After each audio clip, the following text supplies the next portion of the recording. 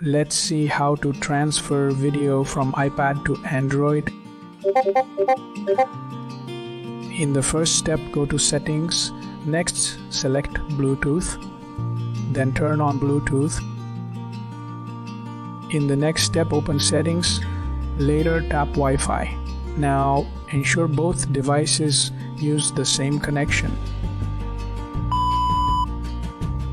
In the next step, access the App Store.